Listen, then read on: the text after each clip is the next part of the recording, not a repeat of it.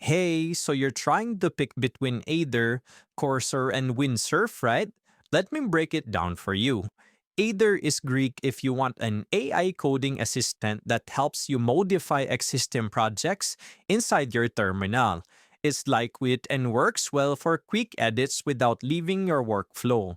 While Cursor, on the other hand, is an AI powered code editor built on VS Code if you're looking for something that helps with autocomplete, debugging, and AI-assisted coding all in one place, this is your go-to. It's like ChatGPT but fully integrated into their editor.